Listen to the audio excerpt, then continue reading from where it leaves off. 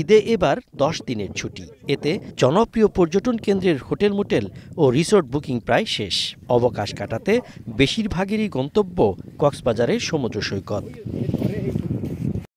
নীল জলরাশি, সৈকতে লাল কাঁকড়ার ছোটাছুটি কিংবা সৈকত লাগোয়া ম্যানগ্রোভ বন, স্বজনকে নিয়ে ঘুরে বেড়াতে জুড়ি নেই কুয়াকাটার। অন্যান্য বারের চেয়ে এবার বিপুল পর্যটকের প্রত্যাশা ব্যবসায়ীরা। পর্যটক আকর্ষণে নানা অফারের সঙ্গে থাকছে বিশেষ ছাড়। ঈদের শুরুতে আমাদের সম্মানিত যারা দর্শনার্থীরা রাঙামাটিতে বেড়াতে আসবেন, তারা প্রাণ ভরে আমাদের পর্যটন হলিডে কমপ্লেক্স আমাদের অপরূপা রাঙামাটি উপভোগ করতে পারবে। এখন বুকিং ধরেন 60-70% মতো বুকিং আছে, বাকিগুলা বন্ধের মধ্যে আসবে যাবে এরকমের মধ্যে আসছে। আর আমরা একটা বড় আয় করবো এরকম একটা চিন্তা ভাবনা আছে আমাদের। আশা করতেছি এই টানা 10 দিনের বন্ধতে আমাদের ব্যবসা ভালো হবে। বান্দরবানের রুমা ভ্রমণে নিষেধাজ্ঞা উঠে গেছে প্রায় 2.5 বছর পর। খুলেছে থানচির পথও। রুমার মোল্লাইপাড়া হয়ে বগালেক পর্যটন স্পট পর্যন্ত ভ্রমণে কোনো ঝঞ্ঝাট নেই। তবে এ পথের বাইরে যেতে পড়তে হবে বাধার মুখে।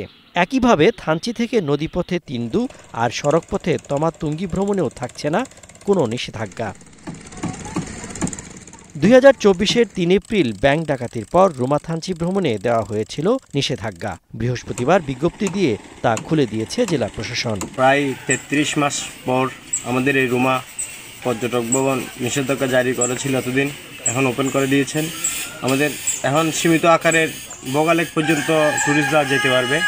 প্রশাসন এখানকার নিরাপত্তার বিষয় সবকিছু পর্যালোচনা করে তিন্দুমুখ পর্যন্ত খুলে দিয়েছেন।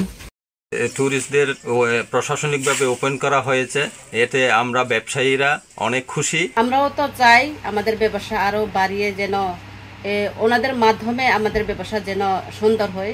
আমরা চাঁদের গাড়ির ড্রাইভাররা অনেকদিন কষ্টে ছিলাম, আর বিশেষ করে যারা পর্যটক খুলে দিছে তাদেরকে আমাদের রুমা জিপ চালক সমিতি থেকে কৃতজ্ঞ জানাই। ঈদের ছুটিতে নাগরিক ক্লান্তি ভুলতে পাহাড় আর হ্রদে ঘেরা পার্বত্য জেলা রাঙামাটিতে আসেন অনেক ভ্রমণ পিপাসু। তাদের পদচারণায় মুখর থাকে নানা স্পট। এবারও হোটেল মোটেলের বুকিং প্রায় শেষ দিকে বলছেন পর্যটন ব্যবসায়ীরা। সজীব সাদিক, স্টার নিউজ।